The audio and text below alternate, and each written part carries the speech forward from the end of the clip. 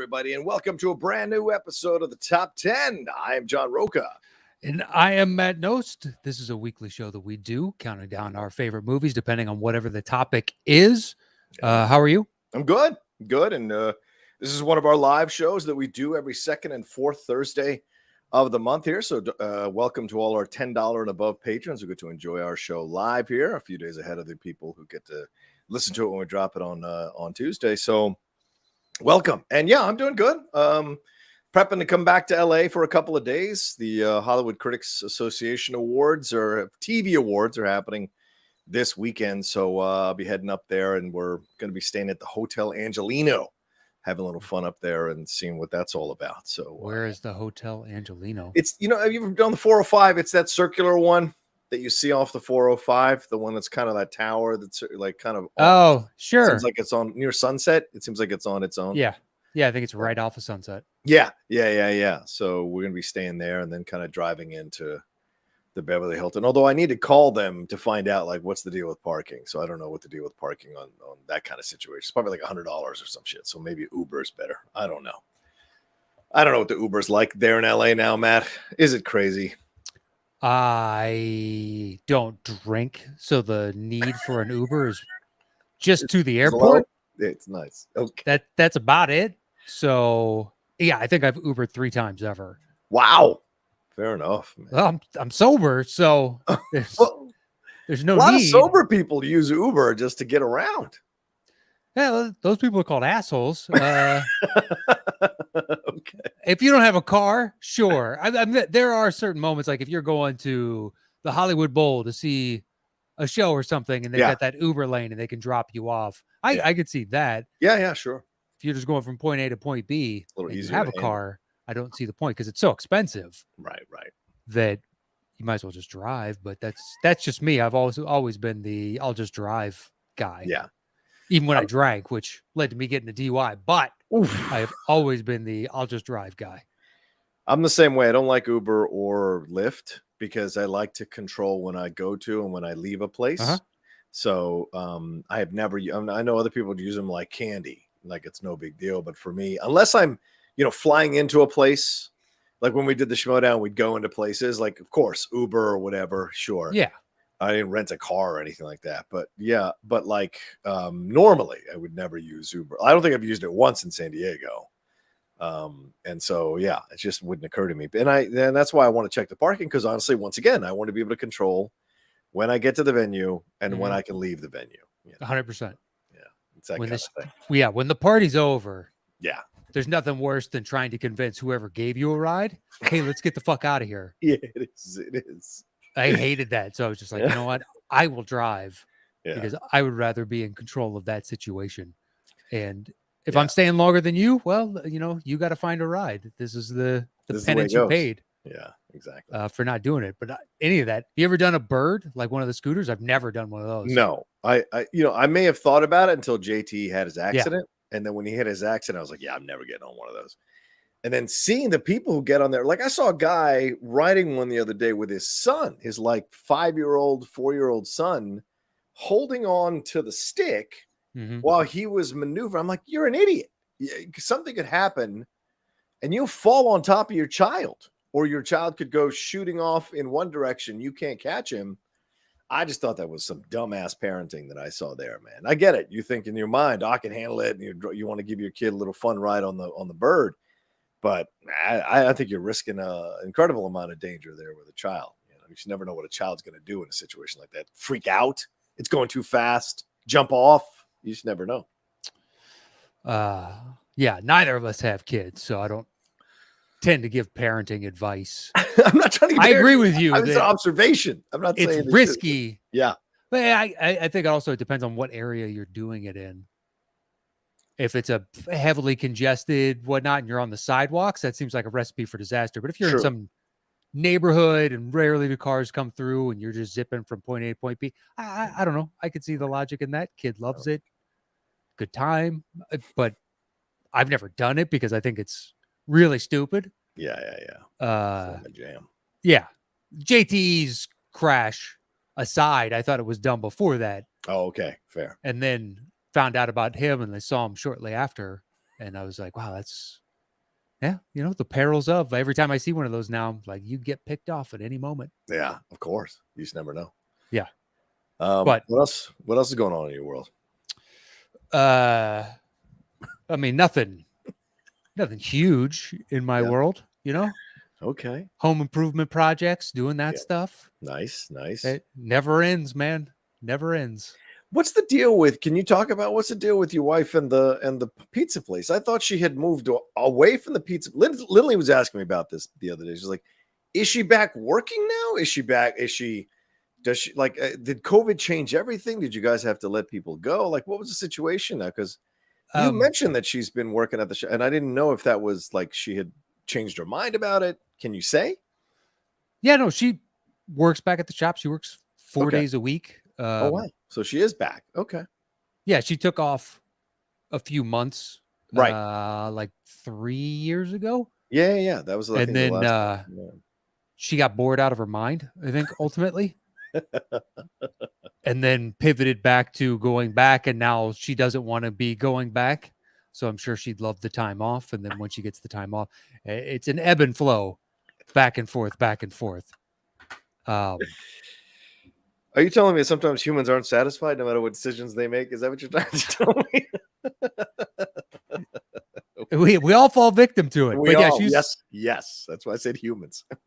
yeah, she's back there 4 days a week, occasionally 5 days a week, just depending on if somebody right on has to bow out, or somebody she had a manager put in there 2 weeks. Oh shit. So she'll more than likely have to cover a shift or two until they find a replacement person. Right. Stuff like that. But yeah, she's, I would imagine, for the most part, happy to be back. But And it's all back fully open, right? You guys are back fully open. Yeah, they shifted to, so at COVID it was all delivery and takeout. Right. So they monopolized the interior space. So then once COVID subsided, there was no indoor seating anymore. So now there's an outdoor patio. Oh, nice. With like a bunch of shade and tables set up and planters and all that jazz. Oh, that's good.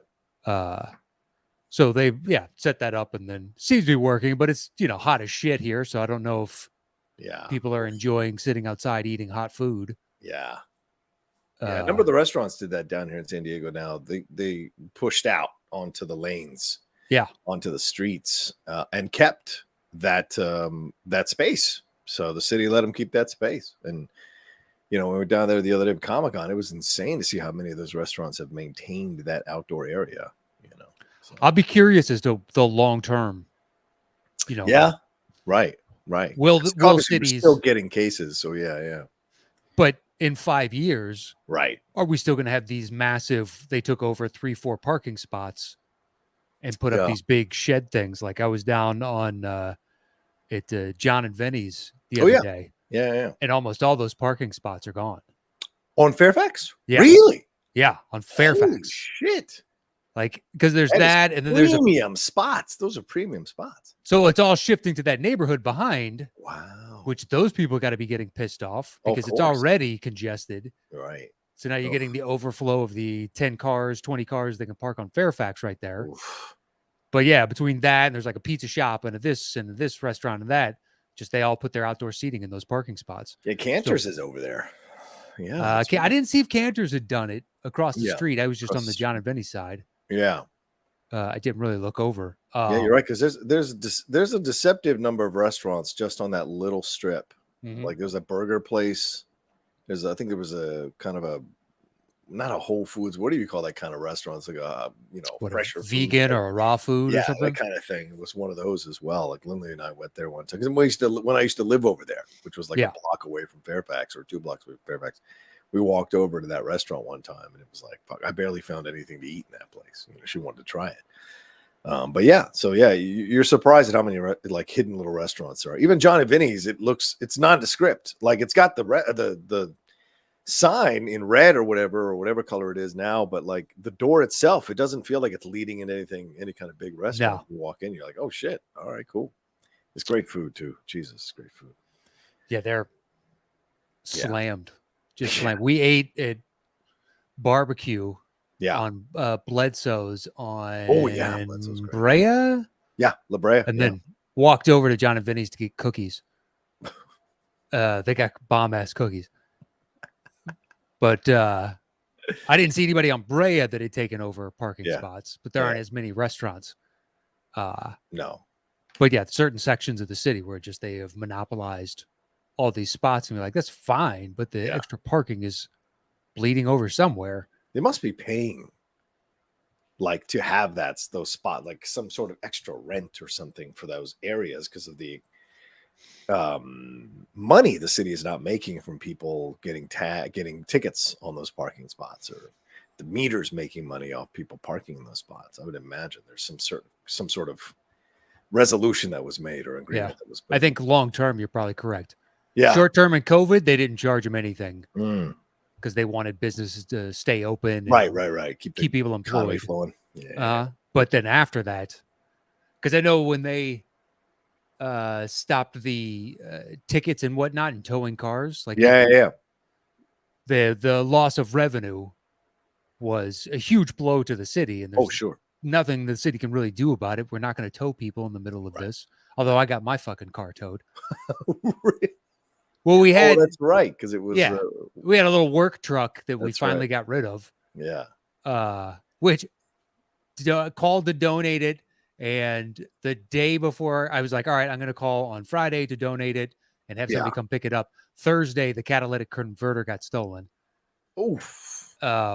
Which is fine. They still took the donation, and we, they sold it for more than it was worth. Right. Given the current used car economy, even putting a new catalytic converter in it. Yeah. But yeah, that truck got towed. Took it to the tow yard, and the tow yard was like, listen, we're not towing anybody right now. So whoever did this is an asshole. It's a direct quote. Because it had been sitting there for weeks because they told us not to leave our houses.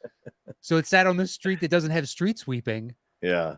And the guy was like, someone purposely called the cops, and then the cops came and then checked on it. And they have to wait 2 weeks. And I was like, oh yeah, I didn't touch it for 3-4 weeks. I moved it up there so I didn't have to keep moving it once a week. Because they're still doing street sweeping at the time. Right. Cost us more than the car's technically worth to get it out of the impound, because we're like, all right, we'll turn around and sell it. Well, it'll be a wash, and then we ended up needing to use it, but still. That's insane to me. That's insane to me. Yeah, just some. I mean, like, did you have a grievance? Could you go back at the city or anything? We don't know who did it. Oh, okay. So, technically by rights, by letter of the law, if a car sits there for more than like 10 business days or something, they can tow your car. What? Yeah, in Los Angeles. I think it's in the county, not just the city. I think you actually know, you know what? You might be right, because, I mean, years ago when I traded in my Mitsubishi Eclipse, my teal Mitsubishi Eclipse for a new car. Baller. Yeah, total baller. It was on its last legs, and the dealership wouldn't take it. So I just left it parked in a metered spot. And I think after a couple of weeks, they towed it. And then they told me they were keeping the car. And I responded back, enjoy. Exactly. Basically it. I did have to pay the parking tickets, which I didn't know I'd have to do that. But I did have to pay the parking tickets. Well, of course, the city's going to get theirs. Yeah, exactly. When I did the registration the next year, I think it was for the jet I had at the time. And oh man, it was a pretty pen. It was like $700. I was so fucking mad. Oh, dude, I got mad, dude. I'm sure I told this story at some point, but I got my car towed. Went to Santa Monica, and was watching the Super Bowl, and no parking. So I finally found a spot where I'd probably say this front 6 inches of my bumper were in a red spot. Yeah, but the rest of my car, we're talking about 6 inches. And I walk out after the game, and my car is missing. So I figure out the tow yard that they took it to, and I got there, and they had just closed, and they're like, you're gonna have to pick it up tomorrow, and you're gonna have to pay the overnight fee. And I'm like, I'm talking to somebody in the office. I'm like, you're here, I'm here. So then the next day, I lived in Silver Lake, so I have to hoof it all the way back to Santa Monica, get my car, and then they pull my car in through the impound lot, and there's a parking ticket underneath the windshield. I'm like, you fucks. But yeah, that was like $700, $800. The city will fuck you, man. This city. Then I talked I talked to a parking official like a few weeks later. I saw one. I was like, hey, what is the rule here? Because my car got towed. Yeah. And I realized it was in the red, but it's like we're talking a minuscule amount. And the parking official was like, it's up to the discretion of whoever tickets you. Of course. Yeah. And I'm like, that sucks. Okay. Matt, it's like playing in the Schmodown when the judges when the people calling the match get to decide if you got the question right or wrong, which is bullshit, So I feel the pain. I understand to a degree. Don't you think it's more so a certain individual looking at a list of questions and then choosing the degree of difficulty of the question depending on the outcome that they would like to see happen? I don't know what you're talking about. Oh, I definitely know that happened. I definitely know that happened. I was I'm not unintentionally told by the individual, oh yeah, there was another one. I was like, what do you mean there's another one? There's another one? I've got multiple in front of me. What? So you're picking and choosing the questions that you ask? Yeah, sometimes. Okay. Well, those are the old days now. It's over. Yeah, exactly. I walked away. That was one of the final straws. I was like, I'm good. I'm good. You know what? I think I'm good. I don't need to be fodder for your views. It's fine. Let me ask you one more thing before we jump into our show, because I know we got to get to our show. But I was reading an article this today on Ringer about LeBron and them saying like he could ask for a trade. Do you think that is really in play here with LeBron, that he might get out of here, instead of Durant going to Phoenix, he could go to Phoenix, or he might go back to Miami or back to Cleveland even? Do you think that's a real possibility if they can't make this Kyrie? Everything out of Cleveland is, we're not going to trade for you, but if you want to come here in free agency, we'll have a discussion. Damn, how the times. Well, they've got why trade? Their young core is really interesting. Of course. Yeah. So why sacrifice that when they could be in the contention discussion for the next 5 years? Yeah. At least in discussion. You're right. Maybe not winning, but certainly in the discussion. Maybe not, but they've got a few guys who are like, that dude is really good. Yeah.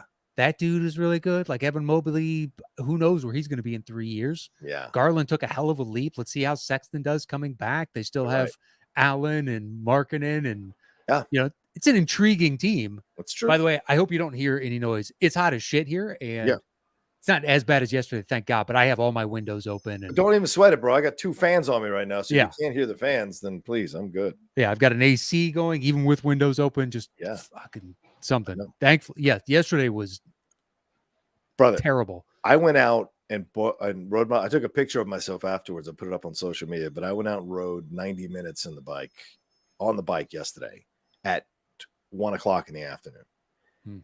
Because I was like, the old days, I used to hike without water at 1:00. I love the heat. I don't mind sweating. I was a fucking mess when I got home. I only walked the bike one time for 5 minutes up this last hill. But other than that, I rode it. I was fucking dying. And I had the Camelback with the water and shit. But the water came out hot instead of cold. And I was like, I am so fucked here right now. So yesterday was hell on earth, man. Absolute scorcher, dude. Ugh. And to your previous question, I mean, he can. I don't foresee him wanting to leave. Ultimately. Yeah, but if he can't win a title, why stay? Well, he can close out this year. Right. Because he hasn't signed up for the next year. Hasn't opted in for next year. So because whoever is trade for him, he's got to agree. You need to sign. Right. It can't be a 1-1. We're not going to give up a bunch of assets. Yeah. For you, promise of, okay, well, you get one more season on top of him. So that seems like a hell of an ask. But even that doesn't matter, does it? I mean, Kyrie forces his way out. James forces his way out. Kevin's going to force his way out ahead of their contracts being up. So even if you sign that, it doesn't guarantee you that you'll keep LeBron, especially someone like LeBron with the cachet he has. You'll be able to keep him even if you do give up those assets thinking he's going to stick around for longer. Yeah, That's but what crazy part of it all. What leverage does he have? I mean, it's LeBron. I mean, last year was one of the best years he's ever had as a shooter. That being said, it's an expiring contract. Yeah, true. It's a lot of money too. You don't have, but considering his actual value, it's a cheap contract. Fair enough. I just, who knows who floated this idea for the article as well. At least it All didn't right. come from Shams, which is basically coming from LeBron. Right. No, they're just exploring the possibilities and considering Sure. things, and that nothing's going to happen until the Kevin Durant shit kind of shakes itself out. So I just wanted to get your thoughts on that. Well, yeah, now Durant is like, everybody's got to go. Yeah. Like, did you hear the story where they called the Celtics? And the Celtics are like, all right, well, what do you want for Durant? And they're like, Tatum and Brown. And they're like, what? Just the hubris. Tatum and Brown. Okay. Do you want to make a trade? Do you want, like, I realize you got to set the bar, but let's not be ridiculous. I wouldn't even respond. I would just hit the hang up button and go on with my day. I wish there would be like a video camera on me and they could watch me just slowly hang up. Not forcefully, just like, no. Yeah. No, just quietly number. Click. That's a little ridiculous. Yeah. Jesus yeah. Christ. Yeah. Anyway, I just want to get your thoughts. All right, let's jump into the show here. We're counting down the top 10 films written, directed, and starring the same person. So whatever combination you want to say, directed, written, and starring, written, and directed by, or written, directed, and starring the same person. That's what we're doing here. And why is that, Matt? What was the film that inspired us to do it this way? Coming up here that we were going to talk with that is connected to this. Do we remember? For what I'm assuming is an Australian film. Yes. But The Legend of Molly Johnson, because the description is a lonely bushwoman. Yes. Leah Purcel. Leah Purcell. She writes, directs, and stars in the movie. And Leah's no joke. She's a tough ass actress. So an interesting, but certainly an Australian actress.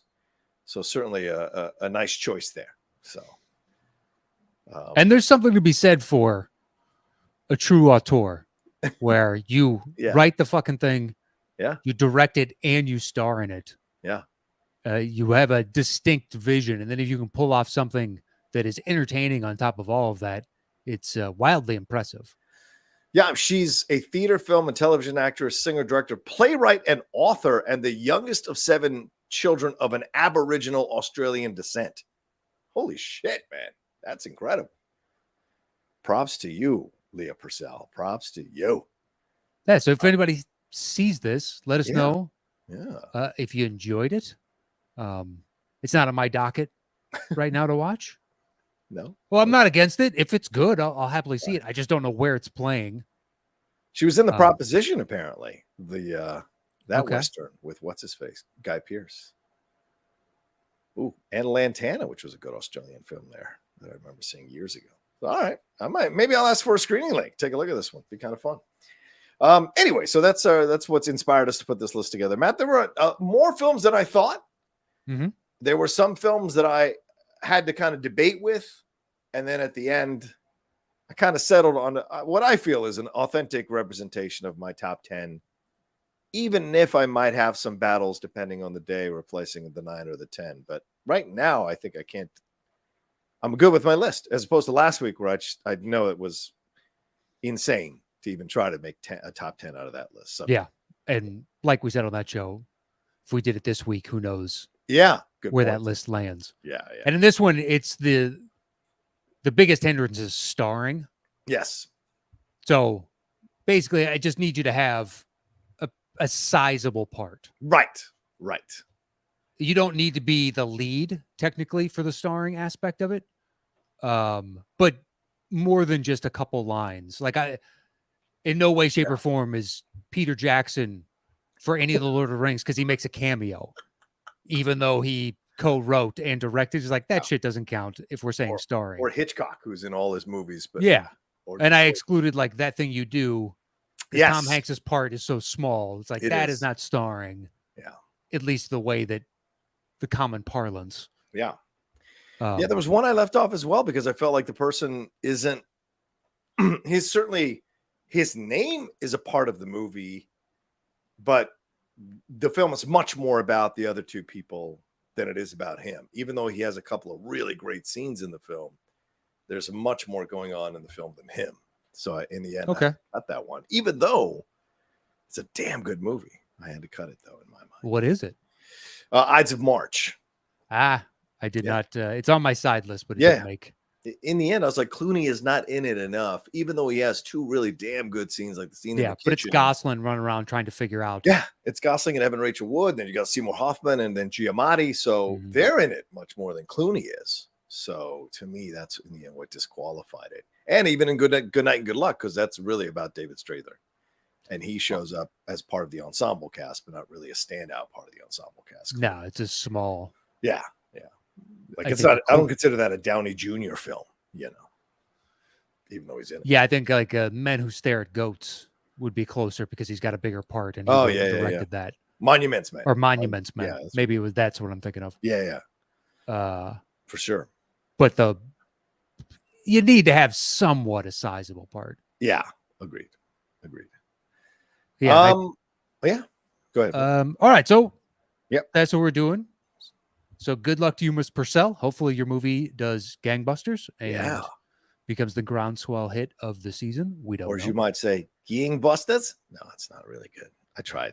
I'm sure they have their own vernacular colloquialism for that. And Tim Williams or any of other Australian listeners, let us know what it is. Yeah, let us know what gangbusters. We would love to learn some Australian idioms. Yeah. He told me one. Of situations. We're not fucking spiders. That's apparently an idiom. So there you go. We're not here to fuck spiders. That's right. We're not here to fuck spiders. So that's so weird. But I guess spiders are a big thing down in Australia.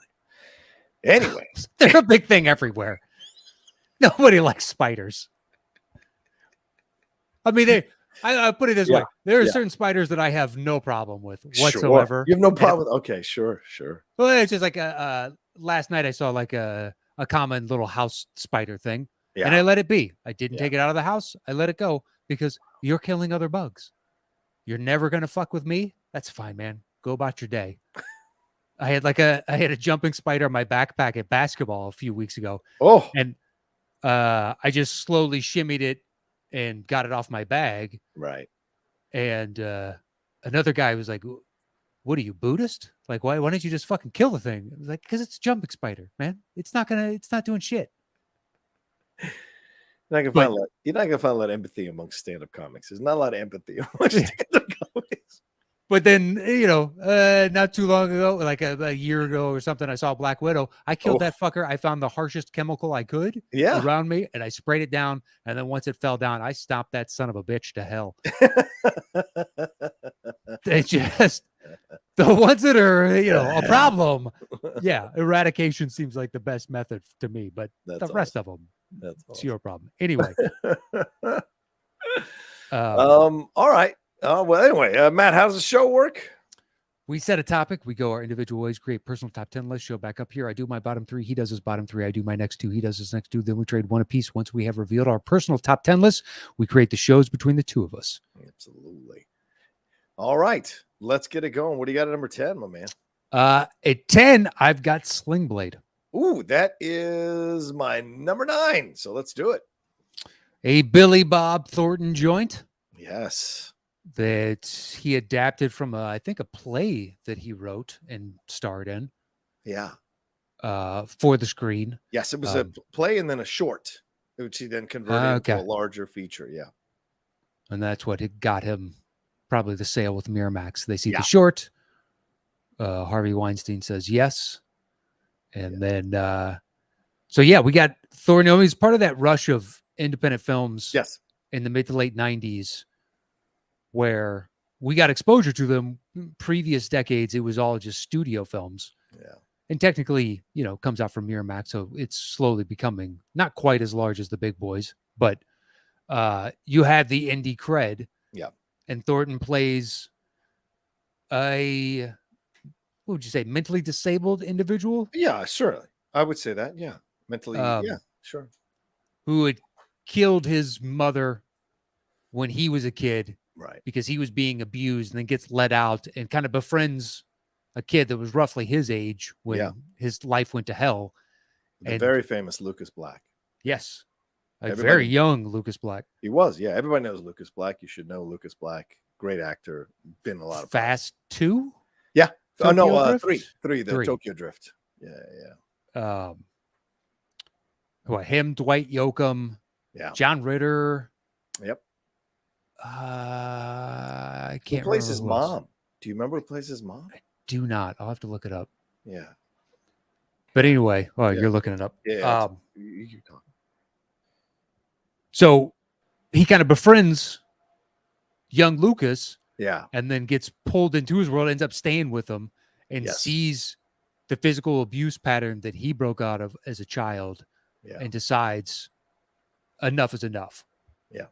And it's got that great how his maturation at the end when he tells that one dude to shut up. Yeah. JT Walsh, the great. Oh, JT yeah. Walsh. Yeah. And the progression overall, but it's such a. I remember when seeing the trailer and it was like, this seems like a real one-trick pony type of character. And then you watch it, it's got depth and the story is engrossing, and it launched Billy Bob. Yes. Thereafter. So, from that, he was now getting the highest of high-profile projects, because previously it was like 17th Banana and Tombstone and stuff like that. Slapped around Tombstone. Yeah, exactly. Yeah. Just smaller parts. But he's unrecognizable. Yeah. In Tombstone, just because he's probably like 60 pounds heavier. Yes. I mean, we don't have him in Armageddon if we don't have this movie. It's Armageddon comes a year or two after. 2 years later, yeah. But we don't have Billy Bob to this day if this movie didn't exist. Yeah, with that Goliath show on Amazon Prime, or Prime Video rather. Yeah. Yeah, I remember liking this movie. I remember going to see this movie. I think I probably went by myself or with a friend some Saturday afternoon to see it, and I was just really transfixed by the performance. Of course, you immediately, if you're any kind of impressionist, you want to try to, kind of imitate what he does with the character and the voice. Such a uniquely distinct character. It could easily have slipped into caricature, but it never does, not even for a second, because of the honesty and the performance from Billy Bob Thornton and the genuine chemistry he has with Lucas Black. You could argue, well, they're around the same age emotionally. Yes. Maybe not, in terms of age, obviously body wise different, but emotionally maybe around the same age, because clearly he's a kid who was stunted for whatever reasons. And I think from the abuse of his mom as well, all of that. And then Yoakam, this is also a film that kind of launched Yoakam as an actor as well. Like he could play something like this, he'd been in a couple of things, I think, but something like this, which had this kind of menace to it, was really surprising, because a lot of people just knew him as, Bakersfield County guy with the country music guy with the Bakersfield sound. So no one, I don't think, really conceived that he could play a part like this. And he's super fucking evil in the movie. And the actress is Natalie Cannerday. She's the one that plays Lucas Black's mom in the movie. And he's so, mean to her and abusive to her. And you see, and it's just a small sample of how many abusive relationships there are in this country between, people who are not that intelligent, who get with these women who are, have some low self-esteem, low self-worth, and it becomes a very toxic situation that affects the children, and they repeat the same patterns. It repeats over and over again. So in some messed up way, this was Carl, that's the name of Billy Bob Thornton's character, his way of like stopping the pattern so that this kid isn't one of the kids that gets lost in that situation. And nothing says his mom's not going to like take up with someone terrible down the road, but at least in this way, this evil guy isn't going to get his hands on the child and mess up her mom as well, or his mom as well. So, and when he shows up with that lawnmower blade, fuck me, I was like, holy shit. And Yoakam and him played, that scene is so good between them, So yeah, this was a damn good movie. It was, and it's great for Billy Bob to go from someone no one, the average moviegoer, myself included, didn't know, to indelibly being etched into my brain.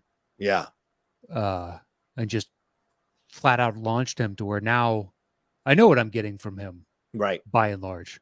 And he's shown range. He's done everything from something like this to Armageddon, which you brought up, but he's done comedies, he's done everything in between. Now there's certain things that he gravitates to more, but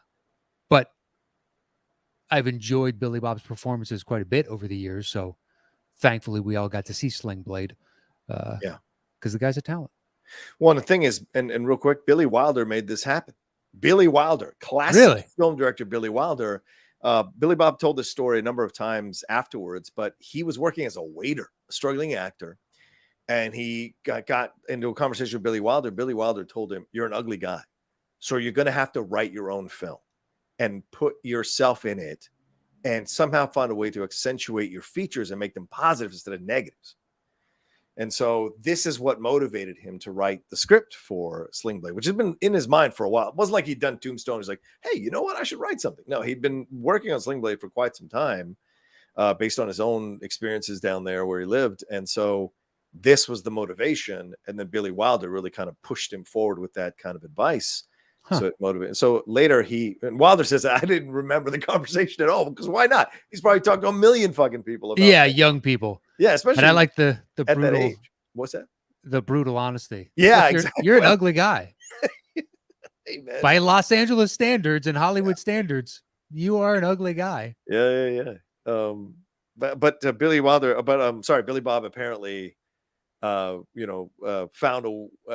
back in touch with Billy Wilder, and Billy Wilder invited him to his house, and they had a really nice dinner, and apparently gave him some stuff there. So you just never know. You never know how things can go about, because of course Billy died. It's a good story though. I like it. Yeah, I know. I like it too.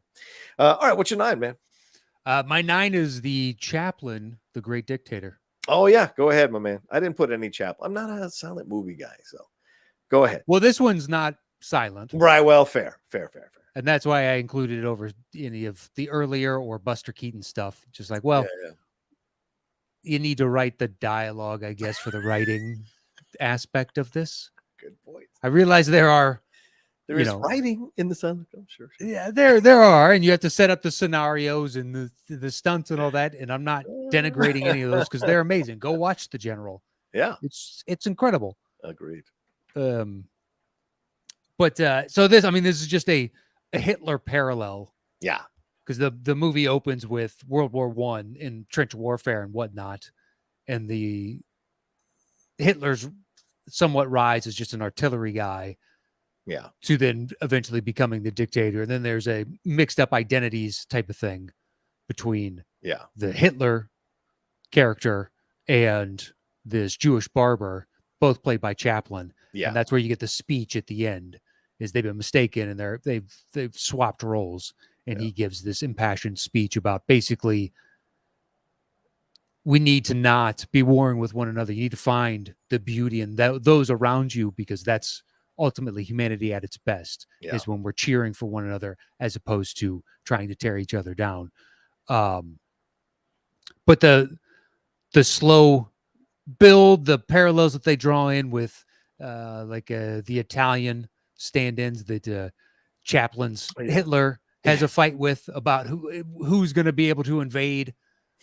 It's like Austerlitz, yeah, I think so. Oster something or other, which is where some of the Jewish people had fled to. That Hitler wants to invade in. But everybody, if you've seen anything of it, you've seen the speech at the end. But there's some good physical comedy. It's also a nice discussion as to how an individual gets to this place and the absurdity of it all. Yeah. There's a sequence where, the Chaplin Jewish barber who has amnesia because he got into a plane accident with. That's right. Yeah, with this German officer. Yeah. And the stormtroopers come by and they paint Jew on 3 windows on the front of his barbershop. Yeah. And he walks out and he is unaware of the current climate. And he's like, what is this? And it gets into this kind of slapsticky thing with stormtroopers, for Christ's sakes. But the hypocrisy of all of this is the guy that he saved in that plane crash. Yeah. Manages to drive past as he's getting strung up, Chaplin's Jewish barber character, and saves him from it. Was like, well, this is a good dude. This is one of the good ones. Yeah. And be like, oh, okay. Because you can recognize the humanity in the individual this one time makes him a good person. All the rest are terrible and need to be just wiped off the face of the earth.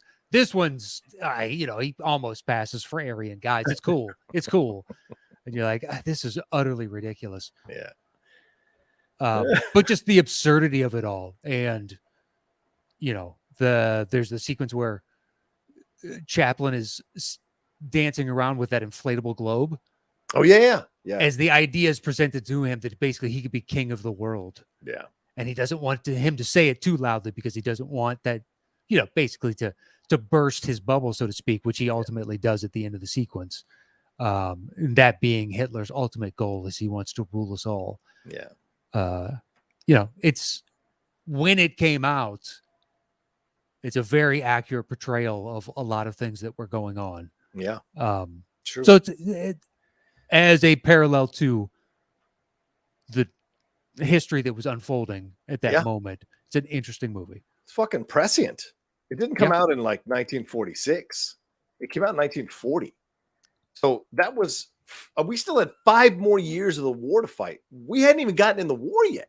Yeah. That's how prescient the great dictator is. Like, he knew, as a Jewish artist, he knew where Hitler was going, right? He knew what was going to happen.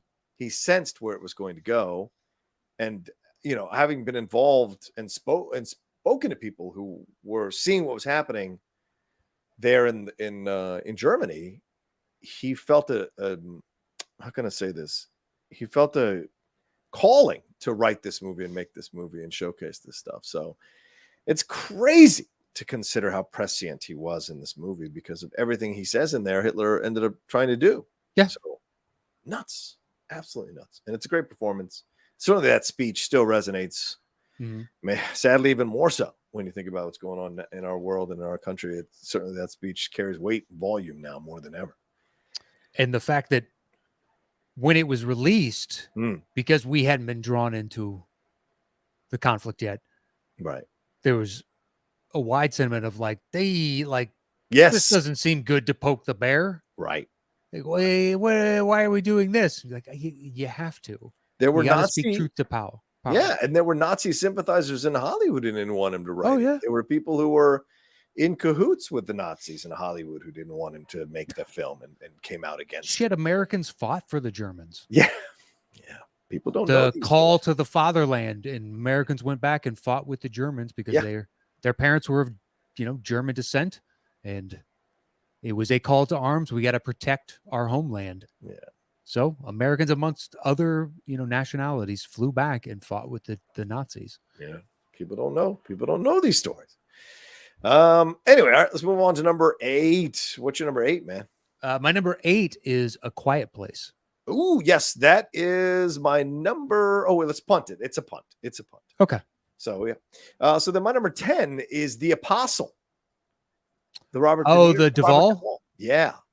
Go for it. I love this movie. Absolutely love this movie. It fought hard to become number 10 over some of the ones that I didn't include.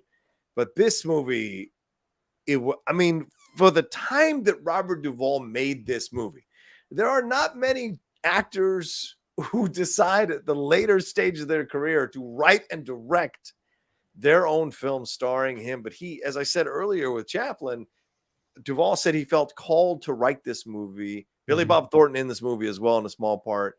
But he felt called to write this movie to kind of deal with these questions he was having himself about religion, about punishment, about forgiveness, all of that. And so you're seeing here in the film, Duvall is this preacher who has taken a baseball bat to his ex-wife's new boyfriend in anger at a baseball game, at his son's baseball game, I think, and runs off from the town he was in to a new town, has a new name. And because at that time, there's not walking around with driver's license. He just has a new name, and he gets taken in by the religious people in the town, both black and white. And he ends up setting up and inspiring to set up a mission there and a congregation. And he goes and does the preaching on the radio, does preaching all around town. And Billy Bob Thornton comes in wanting to destroy the church with this tractor, this a loader, whatever they call this carrier thing. Backhoe or it was one of those big ones where they scoop a shit ton of dirt up. And so I don't know what they call that thing. Sorry, y'all. Bulldozer? But, sure, a bull. No, well, the bulldozer is a thing, but it scoops it up. You know what I'm saying? Whatever that is, that has the plow in the front, I guess. Yeah. I know something. That's not a bulldozer. I thought the bulldozer was just something that laid stuff over. But yeah, look it up. Can you tell we don't do manual labor? Well, at least Matt does. I don't. I don't work heavy machinery. Yeah, it's a bulldozer. It's a bulldozer. All right, Huh? bulldozer. Anyway, trying to bulldoze the church that he has just had built or refurbished, and he has a great scene where Duvall talks him out of it, and it's because there's this anger and pain with Billy Bob Thornton's character related to church and related to what happened in his life, and it's so incredible to see that. But of course, eventually he becomes famous enough that people start talking about him in other towns, and then the police hear about him being in that other town and come and get him. So it's such a fantastic performance, but you're also in the back of your mind as you start to like this guy, dealing with the fact that, well, he also committed this really heinous act of physical violence that caused him to run off. So how do you feel about this guy for real? And so just fantastic script and really incredible performance from Duvall. And a small little film directed by him, but I think carries a really powerful punch when you watch it. Yeah, I sad to say I haven't seen it. I remember the trailer. And the only thing I remember was like, didn't he preach on the radio? And that was all I got. Oh, that's right. Yeah. But yeah, I'm glad to hear that it's a good one. It came up when I was trying to find, you know, I did my initial run through and then doing a Google search. And I was like, oh yeah, that movie, and then moved right on because I haven't seen it. Right, of course. All right, so my number 9 I said was Sling Blade. So my number 8 is A Bronx Tale. Oh, great call. Yeah. I didn't even think about that one. It's a great movie. Go for it. Yeah, Bronx Tale. This one, De Niro, Gaz Palminteri, and I'm just looking up the kid's name. I was for the kid. I think he's passed away. Oh, you know what? Never mind. I can't use this one. Fuck. All right. Never mind. I'll replace De Niro directed and Palminteri wrote it? All right. Palminteri wrote it. That's on me, guys. That's on me. So then I'll just put Chef here. Favreau. Yeah. Is that a punt or do you not have it on? No, it's not on my list. That was the next one up, Chef. I really like Chef. Love Chef. Great. I mean, Favreau, yes. Iron Man, yes. Elf, yes. All these things. But Chef, one of those small little fun films about a guy going on this journey of self-discovery that doesn't have a shit ton of drama in it. Like there is the drama of him trying to figure out what he's going to do with his life after he's been fired from this restaurant because of this critic wrote a really shitty, stupid review about his food, and he lost it on the critic and embarrassed himself.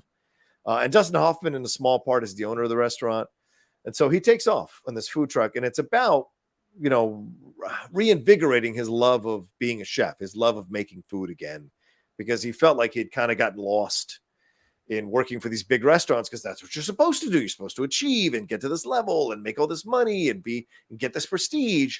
But he found it to be a very empty life, living that life. And so this moment of explosion leads to this kind of journey of self-discovery with him and his son and John Leguizamo. They go all around the country talking about food, meeting people, going on these adventures. Oh God, I forget her name. Gloria from Modern Family. Sofia Vergara. Yeah, she plays his ex-wife. And so she's off doing her thing and communicating with him as they have conversations about their son or whatever. And then at the end, it's a really nice, sweet ending. So it's a smile film. It's a film where you're going to smile the whole time watching it. And even the moments that have a little bit of the rough exchanges or whatever, they don't throw you off the vibe of the overall film. And for me, who's not a foodie, it made me really understand how people view food, how people interpret food, and what food means to them, and and the artistry of food. And so I thought it was a great film to do that for me. And it's a fantastic performance from Favreau as well. Yeah, that's the Michelin star world. Yeah, right. I've watched several 20, 30-minute little things on YouTube about what it's like to exist in those kitchens. Oh, God, yeah. Damn, that is a fucking world that, I mean, it is amazing pain they put themselves through. Yeah. And the head chef just having to meticulously look over every single detail of every, plate that goes out. It's like, it's my crazy. God, the stress that you're putting on yourself is crazy. Incredible. Yeah. Agreed. So that's my number 8. And I don't know what the kid's name was who played his son. In Chef? Yeah, and I think Bobby Cannavale plays. Oh yeah, Scarlett Johansson's in it as well. That's right, as Molly. Right, it's Bobby Cannavale, Sofia Vergara. Okay, so MJ Anthony is the kid's, is his son, MJ Anthony. Yeah, Oliver Platt is the food critic. And Robert Downey Jr. is in it in a small role as well. Yeah, I remember that. So yeah, so there you go.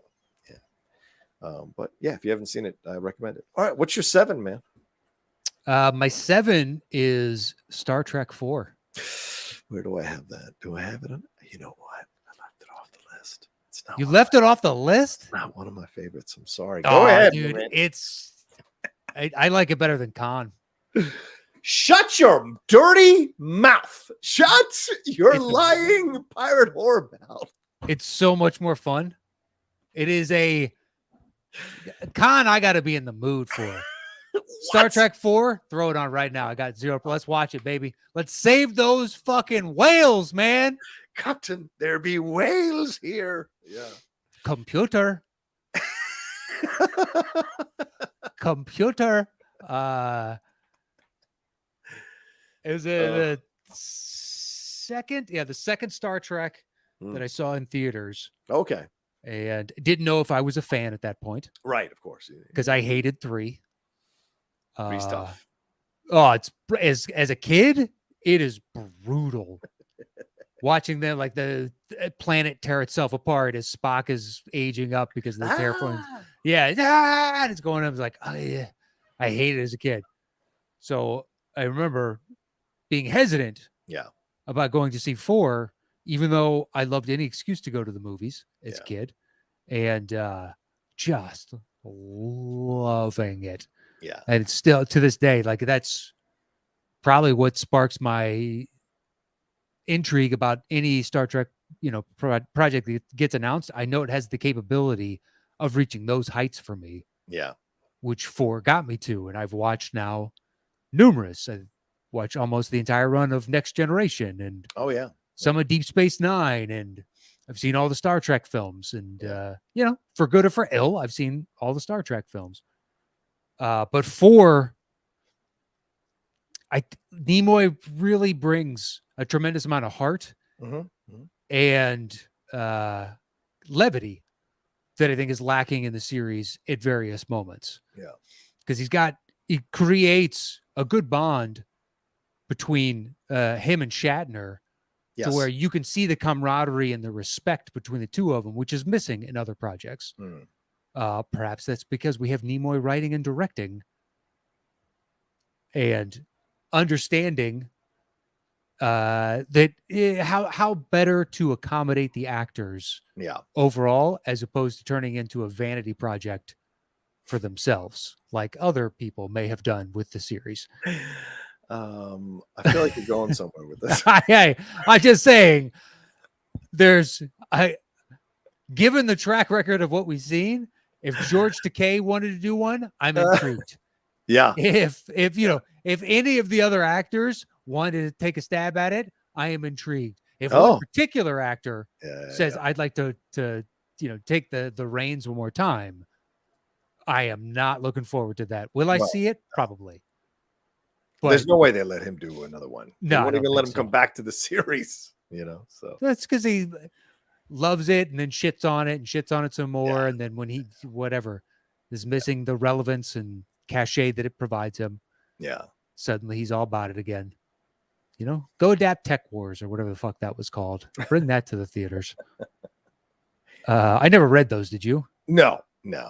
I love my boy, but I don't consider him an author. So I didn't want to read those. But I heard they were decent. Music. I bought his music. So I love that Shatner album. He has been. I would trust him more as an author than I do as a musician. Dude, it's a good fucking album. It's a good CD. Yeah. Henry Rollins, him and his. You're not selling me so far.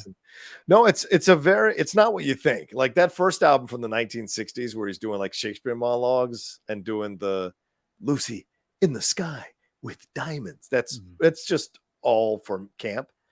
But like this one was a fully introspective, Like he does a whole song about the drowning death of his wife, which was it's intense. And then the issues with his daughter. He does a whole spoken word song about the issues with his daughter. He remakes Common People, that punk song from back in the 70s with Joe Jackson, which I was shocked. It's fucking great, which I'm shocked by. But yeah, so anyway, so it's not what you think. But yeah, you don't have to give it a chance, that's for sure.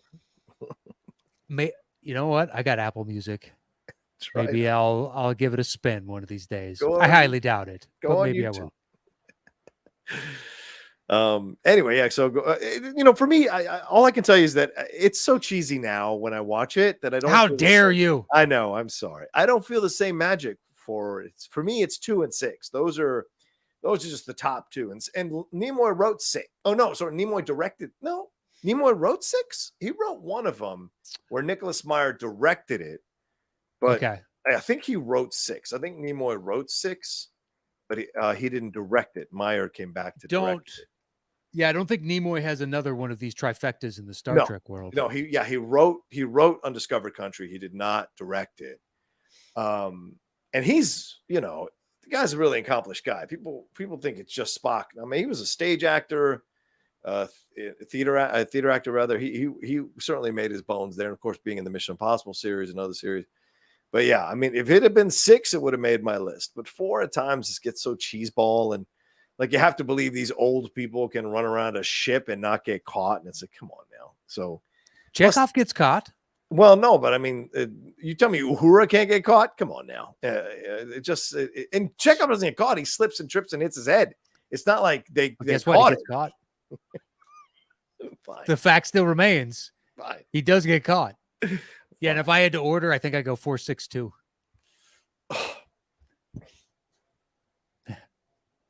6 is a lot of fun. 6 is great. I love 6. 6 the whole carries even we're in more Siberia, aspect of it. It's so good. I mean, the trial with the Klingons alone is fucking excellent, man. I tried to help him.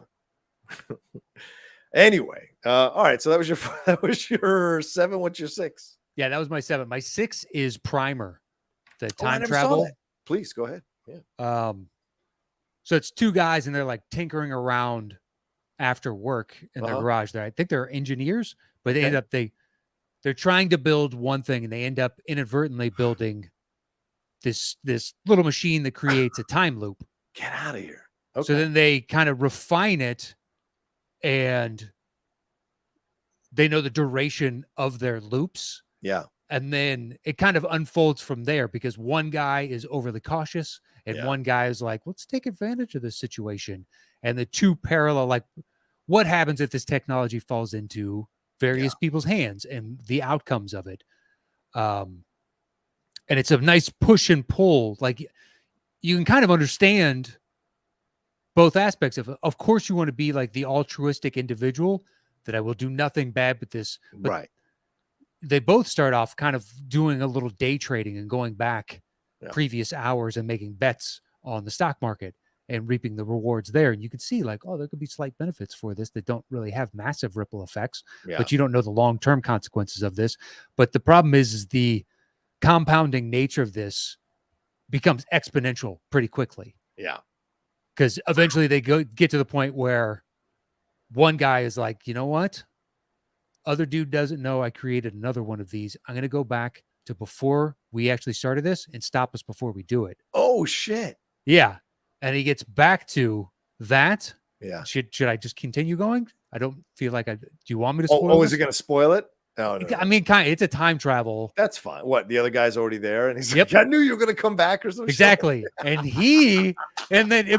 it makes sense of. That's a great actual. The guy that's devious of course, he had this thought long before the altruistic one. Of course. He wanted to protect, and the movie closes, and they've gone their separate ways, and good guy is just basically trying to make sure that his timeline and his version of himself stays the path and does the right thing. And the other guy we cut to, and he is building a massive one. Oh my God. And you're like, what is he planning to do with this? Wow. Because basically they just look like small coffins almost. They're just the size of a person and you lie down in it and it sends you back like X number of hours. Wow. but it's really tiny budget, insanely well executed. I gotta watch this now. This sounds very, very. Yeah, it's good. It's just a couple of guys, Yeah. and you can tell it's a shoestring budget, and they managed to pull off, what you kind of hope every small film festival, when people come in, it's just like, I don't have the budget, so I have to be extra creative. Right. And to see the creativity come across like this, it's really good. It's a good film. Go see Primer. He also directed Upstream Color from 2013. I remember that film getting a lot of publicity. I did not see that. Kind of a smaller version, a smaller film. Okay. Yeah. Shit, I'll put that on the list. That sounds so awesome. Okay, that was your 7 and 6. That was my 7 and 6. So my 7 is Tropic Thunder, which is not. Go for it. Yes, Ben Stiller. Fantastic direction of the film, fantastic writing of the film, with Justin Theroux. And then, of course, being in it as Tug Speedman is hilarious. All of it from top to bottom. Rewatched it again a few weeks ago. I put it on just for the first 20 minutes. I was like, I'll just watch the first 20 minutes while I'm doing something. Next thing you know, I just left it on while I was enjoying something else. So it's cool. It's such a great film. Makes me laugh all the time. I know it isn't one of your favorites, so I won't spend too much on it. And we've talked about it. Maybe I need to see it again. It's been a while. It's been a long time. And especially now, apparently, Cruise is working on a Les Grossman standalone project. Yeah, he doesn't want to reveal too much. My friend, it was Chris from comicbook.com. He asked him about, would there be any of the characters you revisit? And you see Tom going, I don't know. And he's looking over at his publicist, and she's probably being like, would you fucking say a word? And so he mentions Les Grossman, but he doesn't go into it. He says that he did it on MTV years ago for the MTV Movie Awards, but it could be fun to revisit that one. So clearly there is some interest on his side, at least, of bringing that character back in some way, shape, or form. So. I read an article about the next plans that he has, and that was one of them. A musical is another. And then, because he loved Rock of Ages doing that so much. Nobody went to see that film. I don't. But my favorite is, so he's done with Mission Impossible, right? Yeah. Well, the next two, done. Yeah. And the third one that apparently he's most excited about is basically creating his own Mission Impossible. Like, you're going to be 65 once this comes out, 66. Well, look, I'm sure he looks at Neeson and Gibson and all these guys that are still doing these vehicles, and is like, I can do these. But he wants to set up a franchise of his own. I mean, Stallone did it with Expendables. Yeah, he also brought in 27 people. Because you can't carry that anymore, man. Look, I agree with you. Yeah. But it's Tommy. I'm going to go where Tommy goes. Well, it'd be one thing if it's, according to the article, it's a Logan-esque character, so it's an aged, but they're making him out to be a superhero, not a superhero, but like a super spy type of individual. So it's like, what about just like a Logan Bourne Identity type character, as opposed to a Logan? You take your dude from Mission Impossible and you amp it up, and now you just make him older. I'd be curious to see him in a Western. He's never done a Western. That's because Westerns don't do well. Huh? Because Westerns don't do well. How dare you? They don't. Far and Away is the closest thing he's coming. That wasn't even that close. So. Yeah, I'm trying to think. Actually, I would say the closest he's come is The Last Samurai. Oh, yeah, you could argue there's a lot of similarities between Westerns and samurai films, of course. Certainly. My tweet from years ago notwithstanding. All right, so then my number 6 is Jojo Rabbit. That's called a punt. Yeah, I had a feeling. All right, Matt, well, before we get into our top 5s, let's take a quick break here from our sponsors, and we'll be right back right after this. Take it away, Mr. Knost. All right, we are jumping into our top 5s. At number 5, I have Rocky 4. That is my number 4. I thought it would chart higher with my man, Matt Knost. So I am surprised to find it at number 5. All right. I flirted back and forth. It was either going to be 4 or 5. Mm-hmm. Oh, okay. It had a potential to make it to 3. But I was like, you know what? 4 or 5 seems right about the area where it should be. You know what? I'll say this. I'll just go ahead and make it my number 4. will be simpatico in this. Wow. I'll bump it up one. Rocky 4. Now I'm looking at my list going, you know what? Let's call a spade here. I do enjoy that better than my 4. All right. So then what's your 5? Well, you want to just talk about Rocky and then I'll go back to my 5? Aren't you moving down your 5 to yeah. Yeah. Oh, you want to talk Rocky 4 now? Okay, yeah, because we've already. Let's do it. What can we say? We talked about this film. He ended communism. Okay. Gorbachev saw that movie and was like, the error of my ways. I just rewatched Chernobyl again. God, that show is so good. That show is great. With the Gorbachev character coming in and just trying to wrap his head around. Yeah. He's a politician and just like, what is happening? What did we do? Okay. How can we fix this? What does this mean? Yeah. It's incredible. But yeah, the best Rocky, aka Rocky 4, hands down the best. It's like not even close. Is it not even close? It's literally not even close. This is the best Rocky. You're an insane person. What are you gonna tell me? Rocky, the first one? Yeah, of course. Rocky 1 and Creed are better films than Rocky 4. Yeah, no way. I think it's true. No, but Creed is not even in this discussion. Oh, for God's sakes, you're insane. It's the second best Rocky film ever. He's had what? 2 professional fights, and then suddenly he gets a shot at the heavyweight championship of the world. What are you talking about? This tomato can is getting a shot at the title in the first movie. He hasn't even had any professional fights outside of a gym in a church. Oh, that's bullshit. He's got a record in that first one. He's got a record from fighting in a gym in a church. He's not. Yeah, but those were professional fights, were they not? Professional in the loosest sense of the term. Okay, well. It's like me calling myself a stage actor because I work at the little theater down the road in my small town. You're not a stage actor for real. Well, you're an actor, but you're not. I don't know. I'm just saying. Yeah. All right, I'm looking it up. Feel free. He was a tomato can working the local gyms in Philadelphia, working the local rings in Philadelphia. What the fuck is this? But it happens because he gives him a shot because, the other guy drops out. And so he gives him a shot. But with Creed, it's using the basis of Rocky getting the shot. That's how he gets to get vaulted into that position. It isn't like they just found him and were like, yeah, let's do it. It's because he's connected to Apollo Creed and connected to Rocky. That's why he gets the shot for the title in Creed. So you're misrepresenting what happens in the movie a little bit. Well, I can't really defend myself now because I'm trying to find really? You can't do both? His record. Fair enough. So according to various websites, yes, Rocky fought 81 times total in his career. He did. He did 81 fights before he fought for the title. Yeah. No. Well, just saying total in his. Oh, he retired. Sorry, he retired with 57 wins. 57, 54 by KO, 23 losses. Yeah. 1 draw. Which we never saw him lose, and we clearly didn't see him win. What are you talking? We never saw him lose. He lost in the first fight. I'm saying 23 times. Oh. Well, we saw him lose to Apollo in the first movie, Clubber Lang in the third movie. So we've seen him lose. Okay, there's 2. So there's 21 fights unaccounted for. Yeah, to say and the wins, let's just shave off, we'll say 10 wins.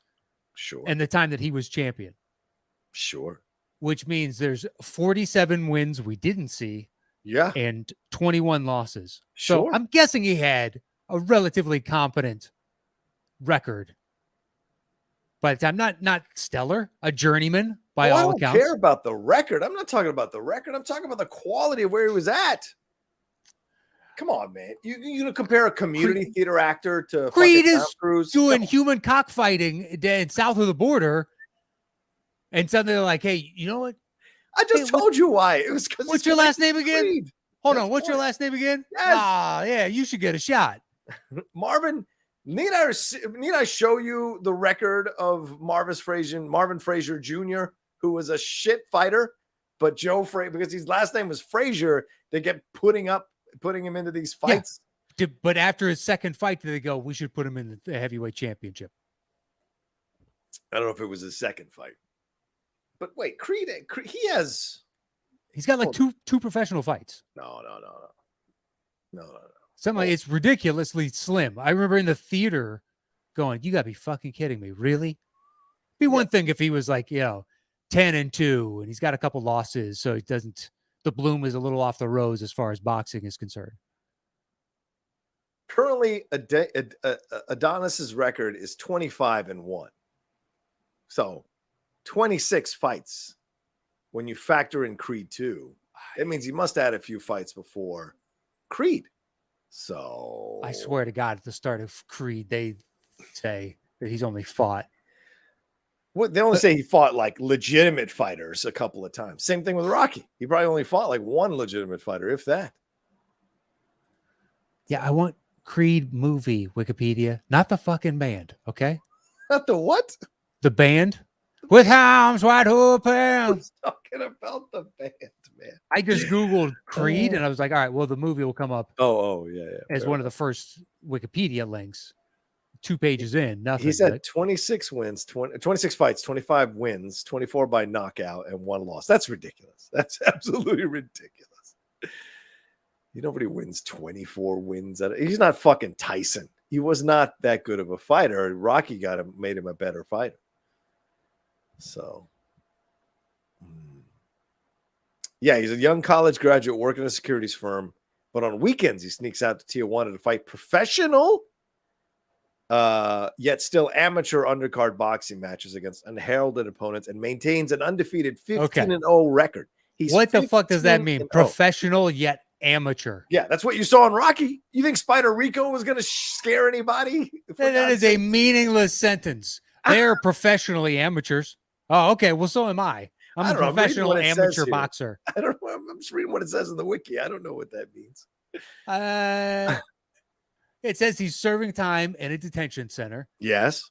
And then but he's 15-0 at the beginning of the movie. Against professional amateurs. No, professional. He fights professional, but he's on amateur undercards, which means the other fights are amateur fights, but he's fighting supposedly professional people. Look, I didn't write the movie, man. I just know he's 15-0 at the beginning of the film. Ridiculous. Yeah, let's move on from this. It's going to derail the show, man. All right. Anyway, Rocky IV is the best Rocky. We were both agreed on that. We did not. Moving on. We came to an agreement. What we came to is a discussion. We came to an agreement. All right. Anyway. All right. Where are we going? Do we go my 5 or your 5? Where are we at right now? I think it's your 5, right? My 5 is Garden State. Oh, go ahead, man. I couldn't. Go ahead. Can't go back to watch Zach Braff. He annoys the piss out of me, man, and I can't. I worked on Scrubs for a few months as an extra and got to work with him in some scenes, around him. He's a nice guy, but the film itself is super fucking pretentious to go back and watch now. The soundtrack is excellent, one of the quietly best soundtracks ever, but the movie is super. Because also, let's not forget, I know everybody loves Natalie Portman now. Natalie at times takes herself a bit seriously, and so you can see that in the film here as well when you go back and watch Garden State. The vast majority of actors take themselves too seriously. That's fair. Yeah. No, I think it really holds. I watched it again probably 2-3 years ago. Yeah. It's the only Braff, vehicle.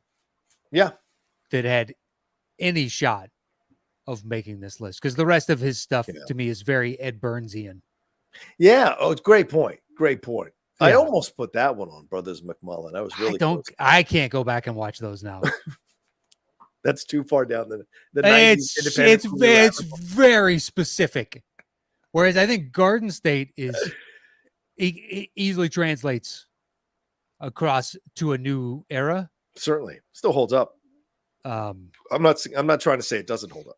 It just doesn't work for me. Whereas Ed Burns, to me, it's like, boy, I feel like we all got swept up into hey, this dude's really good.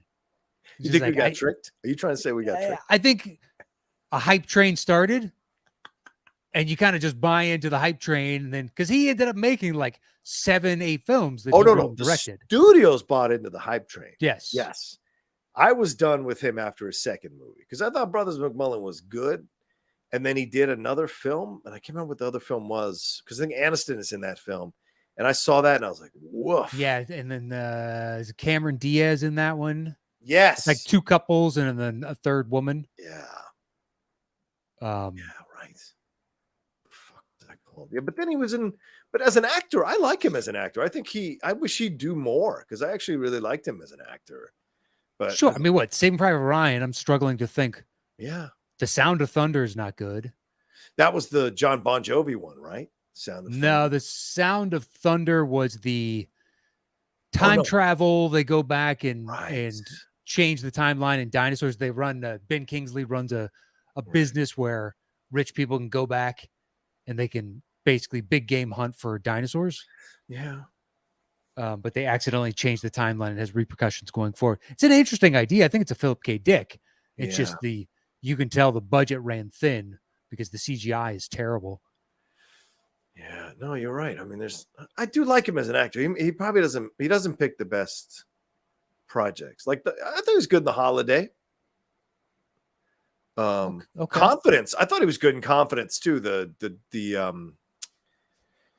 Dustin Hoffman one with Rachel Weisz and Paul Giamatti. That was that James Foley directed. That wasn't bad. I like that one, but he doesn't always pick the best thing. She's the One. It was the follow-up. That was not good. And then No Looking Back, which was the Lauren Holly, John Bon Jovi one. That was never saw that. Yeah, that was a weird one. I remember shooting a film at Florida State, and we were shooting overnight. And so they put us up in this house, and we come out and shoot the scenes out in the front, whatever. But they had a TV, and I just put on the TV, and that film was on. I'd never seen the film. And I watched it, and I was like, woof, this is not good. Lauren Holly's doing her best. Bon Jovi's trying to do whatever he can do as an actor. But it's just not a good movie. So yeah, I think that was the film that kind of lost me on him. But yeah. Anyway, he's not even on the list. So what were we talking about? We were talking about Garden State. Sorry, Garden State. Go ahead. And I made a Braff Ed Burns yes. parallel. Yeah. Which, he's a struggling actor out here in Los Angeles, and then he has to go back home for the funeral of his mother. Yeah. Who he and his father blame him for because she was paralyzed for an accident that happened when he was a child. And then ultimately he has a confrontation with his father and like, I was a kid. You can't blame me for something like this because I was a child. Yeah. But he needs that reconciliation, or at least the confrontation with his father, because he's been carrying this baggage, and it's stopping him from, it stagnated him, and he can't progress beyond to a certain degree. Yeah. And then seeing people that you haven't seen in a while, when you get back to your hometown, but he ends up becoming, to use a modern parlance, entangled. Yeah. Yes. With Natalie Portman, and they become two like celestial bodies who get stuck in each other's gravity and begin to pull away, and then ultimately realize that's not what I want. Yeah. And you get that climactic scene at the end. Yeah. It's got a good payoff and an honest one too. It feels genuine and real as opposed to just fan service. Yeah. Doing, like they tested the ending. But it's a good one. I think it genuinely still holds up. It's a good movie. Yeah, I don't. Just to me, I have trouble going back to it, and that's just on me. You know what I'm saying? And because at the time I did like Zach, so I was like excited to see this movie and like the soundtrack and all of that. As I said, and Portman at kind of coming into her as an adult actress, like in the beginnings of her making that transition. Mm-hmm. And Peter Sarsgaard. Peter Sarsgaard. Yeah, I mean that scene of them yelling into the pit. Quarry. Yeah, the pit is great. So yeah, there are certainly elements of it. But and Ian Holm shockingly being his dad, what a great coup to get someone as fantastic as Ian Holm to play his father, and those kind of unspoken words that are hanging until finally you get the explosion of feeling, and what have you. So yeah, all right, maybe I should revisit it. Since the last time I watched it, there was so much pretension I had to turn it off. But maybe I was in a bad. I mean, I can understand that, but I think it elevates it above that. Fair. All right, then my number 5 is A Quiet Place, which was the punt from earlier. I really love this film, man. That's why I moved it up. I think Krasinski does an excellent job directing this one and writing this one. He's in it for a majority of it, and then of course what happens to him. But he's fantastic, and so is the. I mean, it's just genius little thing. Hey, aliens, they can hear you. You got to be quiet as shit. Oh, got it. All right, let's see what you can create out of this.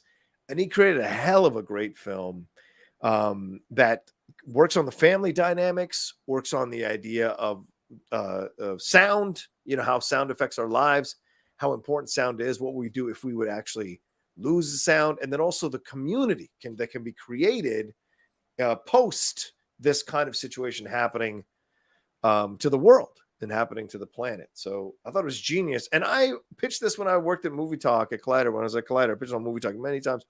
This is a franchise that should spawn multiple versions of this movie that can tell completely different stories, but with the same premise that these aliens can hear you.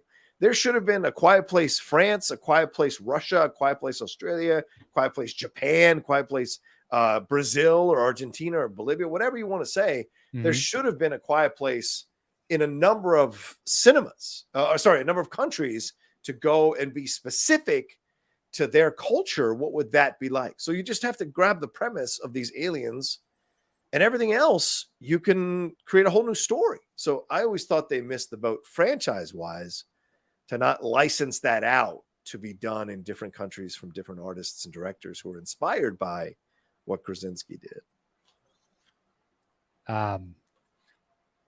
Great idea. You'd hope it doesn't get diluted like The Walking Dead. Yeah. Well, yeah. That's having 25 fucking seasons. That's what diluted The Walking Dead. Yeah, but there's then Fear the Walking Dead. Yeah, I think there's a new Walking Dead show. Yeah. And it's like, I didn't realize there's still demand for this fucking show. It's insane. Yeah. It was all over Comic-Con. I mean, there are posters all over Comic-Con. I mean, I'm not the target demographic. I stopped watching long time ago. Me too. But the fact that they're like final season of the original show, Jesus, how many of the original actors are left at this point? I think Dwight, right? No, wait, what was his name? Was it Dwight? Are you talking about Daryl, the guy that plays Daryl? Sorry, Daryl. Yeah. So you got me on the Jim Halpern kick with Office and Jim. And then Carol. Yeah. Carol was the woman. Yes, Carol. She's still around? She is still around. They were going to spin off a series with Carol and Daryl, but they were going to shoot it overseas. And Melissa McBride said she cannot do that. I think she just kind of, she's got a family. She wants to stay home. She doesn't want to be away from her family in another country. And so she begged off. So they changed the series around. So she's no longer in it. But yeah, Daryl Dixon, Norman Reedus, 175 episodes. Melissa McBride playing Carol, 174. So they're the two longest tenured people on the show. 175. Yeah. Wow. I know. He's been doing it for 12 years. That show's been on for 12 fucking years, bud. I mean, I got nothing. I don't know how you do that same character for 12 years. I know. For 175. What are you exploring? I don't know, man. I mean, look at the Ellen Pompeo on fucking Grey's Anatomy. How the hell is she still on that show? And that show is what, 20 seasons or some shit? So there's no way it's longer than than The Walking Dead. Grey's Anatomy? Yeah. Grey's Anatomy came out in 2005, bro. 17 seasons of Grey's Anatomy, man. Yeah, but is Fear the Walking Dead, does it, Grey's Anatomy is on an ABC schedule. The Walking Dead or Fear the Walking Dead? No, The Walking Dead. The one that Norman Reedus is on. That came out in 2010. Oh, okay. Yeah. Yeah. Grey's was in 2005. She's been in 401 episodes of Grey's Anatomy. 401. That makes more sense to me just because it's an ABC show. Yeah. So they'll run those fucking things into the ground, whereas AMC was trying to make, heightened television and to beat the premise into, although AMC's long since lost its luster. Although the AMC Plus stuff is good. Those series that have been coming out on AMC Plus, like Gangs of London and the new one Dark Winds about the 2 Navajo police detectives. Couldn't get past the pilot. Good. Really? What? You didn't? Couldn't get past the pilot. Wow. I love the dude that the head sheriff. Yeah. Love He's him. been in a bunch of stuff. Yeah. Ever since Fargo. Right. Oh God, he's brutal in Fargo. Yeah. God. When I saw him on this, I was like, oh, the dude from Fargo. I'm in. And then saw it and I was like, you're the only thing I like in this. I tried to watch like a Industry on HBO. Oh yeah, Industry with Catherine. Ugh. It was so boring. Yeah, it was boring. So boring. Yeah. Oh, we lost Alex Russell. He's got to go. One person watching us live right now. Oh wait, there's another person watching live. Never mind. Yeah, man, we got to get to our top 3. We're running. We got so many tangents going on in the show right now. Sure. We got to get to our top 3s, man. We're running out of time here. All right, my 3 is The Town. Yeah, so is my 3, The Town. Absolutely. Ben Affleck did himself right on this. So good in this film, man. This is eminent. This is such a rewatchable movie, man. Well cast. Yeah. This is one of the times where John Hamm got a part that was kind of perfect for him. He's been hit and miss in cinema, which sucks because I think he's a very likable and talented guy. He is, yeah.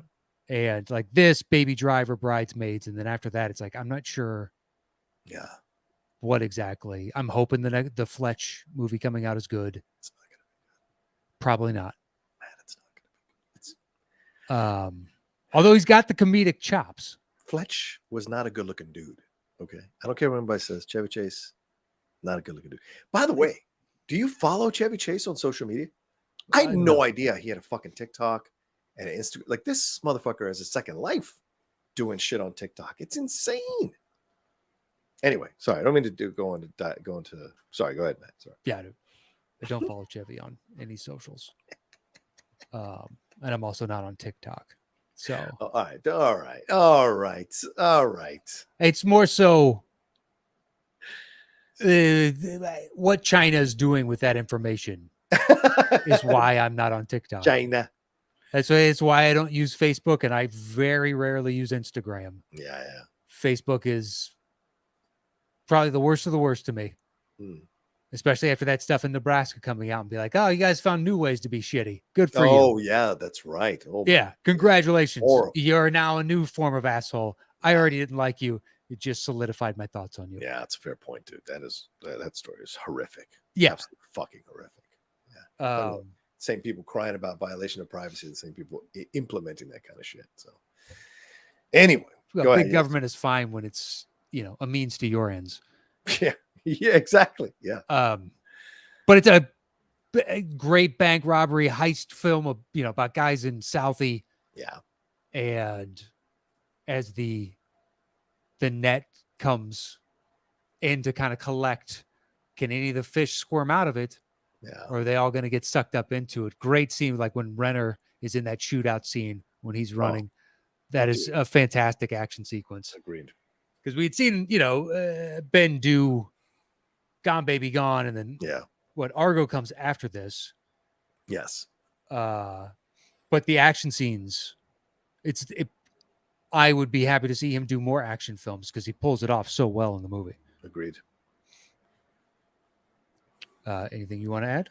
No, I mean, I think it's well, yeah, okay, I guess. I just think it's a damn good movie, eminently rewatchable. I don't, as far as Boston films, it's up there in the top 5. The accents are on point. The personal dynamics in the film are really great between Renner and Affleck, and I even think Blake Lively, even though some people make fun of her accent, make fun of her performance, I like her in the film. I think she's actually damn good in the film. I know many girls that I grew up in Virginia and met occasionally in college who are like that, just kind of lost in their own fantasies of what the world's like and just, caught up in the whirlwind of drugs and shit like that. And so she was a person I've seen before in real life.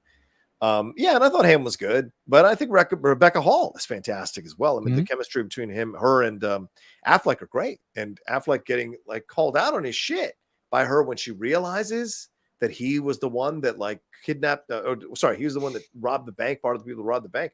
Like, what a mind fuck that is, you know? So I think the film does a great job. And you're right, the action sequences, holy shit, they're brutal.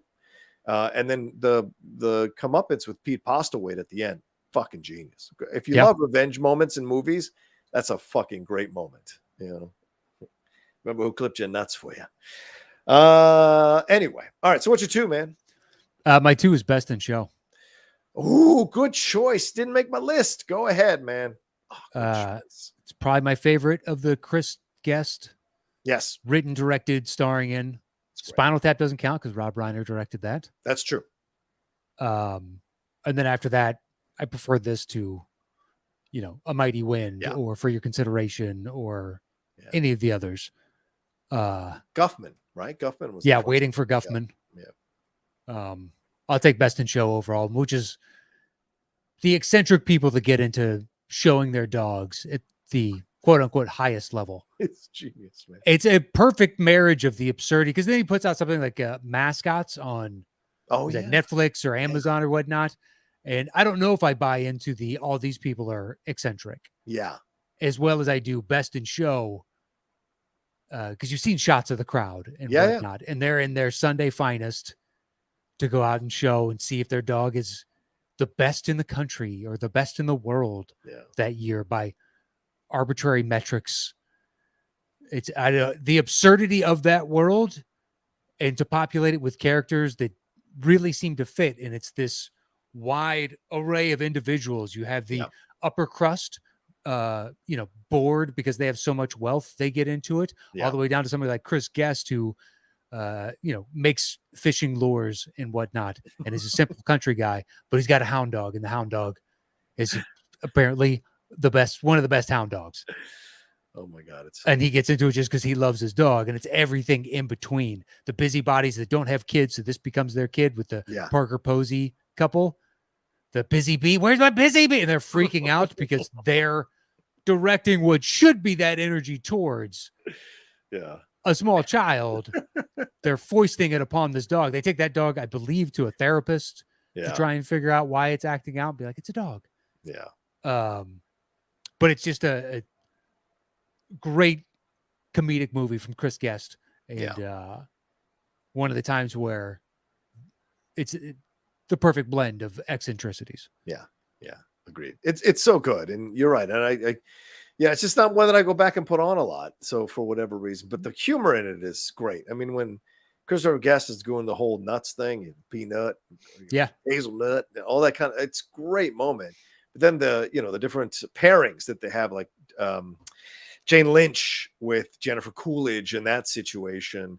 And then, of course, of the fact that Catherine O'Hara has the weak ankles or whatever, and she's trying to walk with the dogs. And Eugene Levy literally has 2 left feet. So it's just all of it is funny in exploring all of that for sure. So great choice, man. I wish I had put it on my list, but then in the end, I just didn't feel like that's one that I was called to put on my list. So sure. All right, that was your 2. That was my 2. Okay, so my 2 is Citizen Kane. Can't believe that's not your number 1. Yeah, I know, and I'll tell you why, and I'm explaining it because obviously it's a great movie, in my opinion, best movie ever made, and Wells is great. Mankiewicz is the primary writer. All right, Wells is listed as the writer, but the reason so I get away with it on a technicality, but Mankiewicz is the primary writer here, and so for me, I know what the deal is, and I think that's why I moved it to number 2, because in my mind, if he had written it full on, then it would be number 1 by miles. But because I know Mankiewicz wrote a majority of it, and his estate, of course, claims they wrote all of it. I don't 100% put it at number 1. So, but I love this film. What can I say to you? Go back and see it if you haven't watched it. Go back and see it. It's available in 4K on Criterion. Fantastic transfer of the film. But it's one of the classics, one of the greatest films ever made. And so, what can I tell you? It's a great film to explore the greatness of a person and how they can be seen by other people. Because one of the gifts of the movie is that he never speaks for himself. He's always seen through the prism of other people's eyes. So you may think you know Charles Foster Kane by the end of the movie, but you only know him through other people's remembrances. So you never actually got to know him. So, which is kind of like any of those individuals of obscene wealth like that. Yes, right. Great point. Yeah. All right, what's your number one? My one is Jojo Rabbit. Oh, wow. Okay, go ahead. Well, it gets number one, so it's based on a book. Yeah. But it's Taika adding Hitler in as the best friend when he writes the screenplay that elevates this to number one for me. Because if you take that out, I think this movie, I don't see it. No.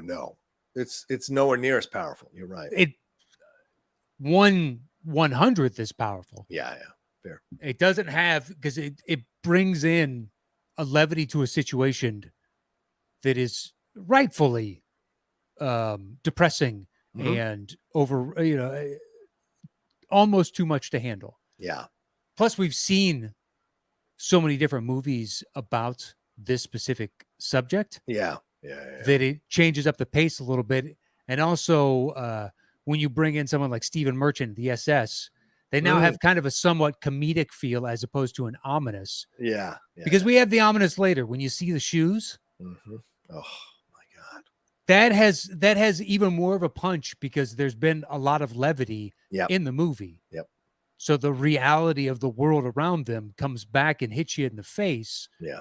It is much more impactful a punch because you haven't been expecting it. You've been laughing and smiling and enjoying yourself. And then the reality of what's actually going on sets back in.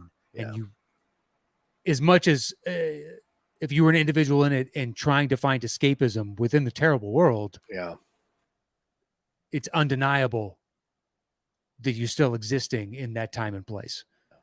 So yeah, without you take Hitler out, then I don't know that the Stephen Merchant stuff works. I don't know if the back and forth with the kids works as well. Because introduction to the movie is that. Yeah.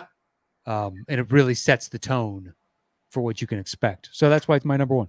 Well, you have to present stuff that he's got to navigate and negotiate as a kid, right? And certainly we all have our people that we look up to, and then as we get older we realize, oh man, I didn't know all this stuff about so and so, and so you have to kind of reconcile that and deal with that and come to terms with that.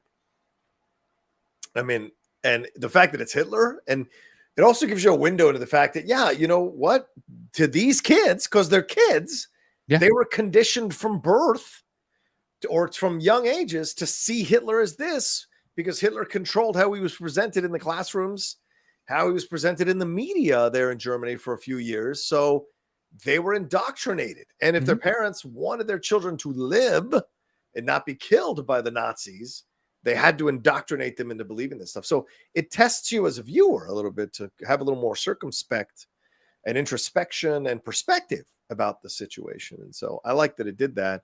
But then it throws you this great relationship with him and Thomas and Mackenzie, her as a Jewish young kid who was being hidden away. And the kid has to confront the fact that his mom was hiding Jews. So how does he deal with that after his mom's died? So there's so much here amongst all the levity and funny moments with Hitler, which are great from Taika Waititi. There's also, as you said, Matt, the really serious stuff happening here and him confronting certain things at a young age that he doesn't need to, that I don't know. It's tough to confront as a young kid, but also add to that his friend Archie, who is, constantly showing up with the worser and worser outfits and latest technology. It just shows you it's essentially mirrors the deterioration of Germany under Hitler as they're losing the war. And his poor friend is just, desperately trying to hold on to the vestiges of what's left. And you see how terrible that is. So there's so much about this that speaks volumes about, what's going on in this young kid's life amongst the levity, which is great. So, yeah. All right. So then my number one is Do the Right Thing. Okay. Yeah. I mean, this is the greatest film Spike Lee's ever done so far. We just recently did it on the Cinephiles. It's so good to dive into it and go step by step through it. Great performance from Spike Lee as Mookie. Infuriating at times, also interesting. Great direction from Spike, obviously. And the writing here is just stellar. For a third film out the box, it's fantastic. And so just to hit your peak already in a third film, I think it's just phenomenal. And it changed people. I think it changed a lot of people who saw it. And I think it still does for people who discover it, because sadly, it still feels as topical as it did back in 1989. Especially with some of the images you see in the film, some of the police brutality you see in the movie. Sadly, we see some of those images now. And so there's so much about the film. It's great performances all around. Danny Aiello's fantastic. John Turturro, really good. A young Sam Jackson. Martin Lawrence in the film as well. So just top to bottom, an incredible achievement, and one that people should watch. And I think it lights the way for so many people of color, not just African-American community, but any communities of color, to see, hey, look, if Spike can do it, we should be. There's an avenue here if we can follow it. So yeah, there you go. Any thoughts on that?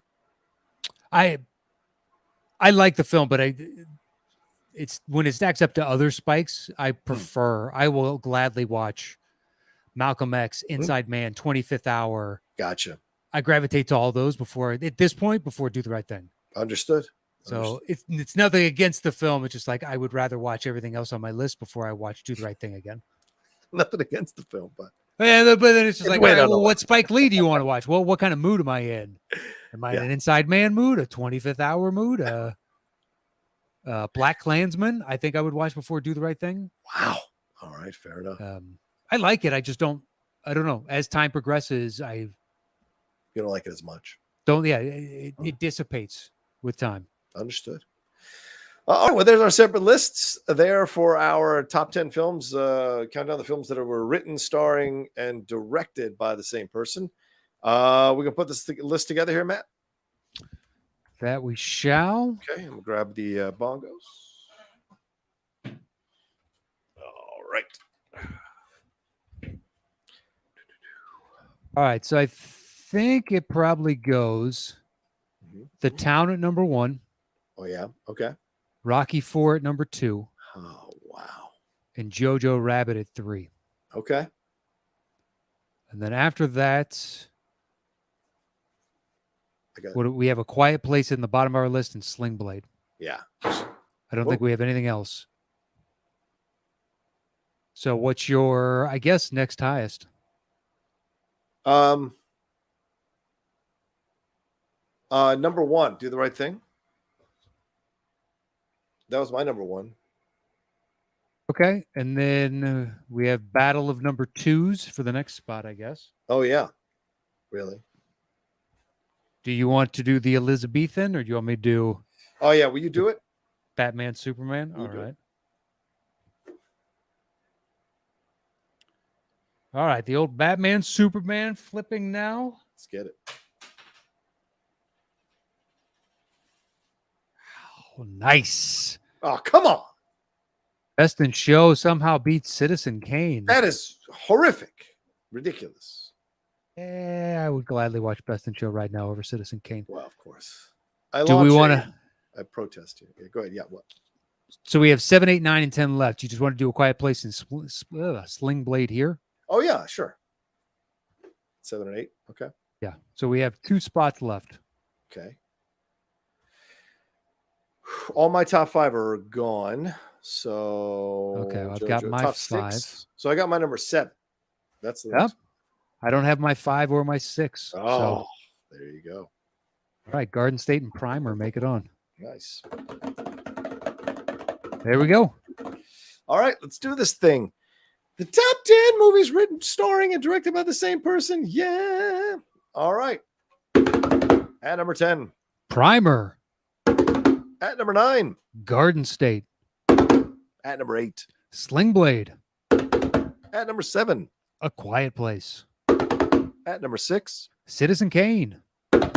At number 5. Best in Show. At number 4. Do the Right Thing. At number 3.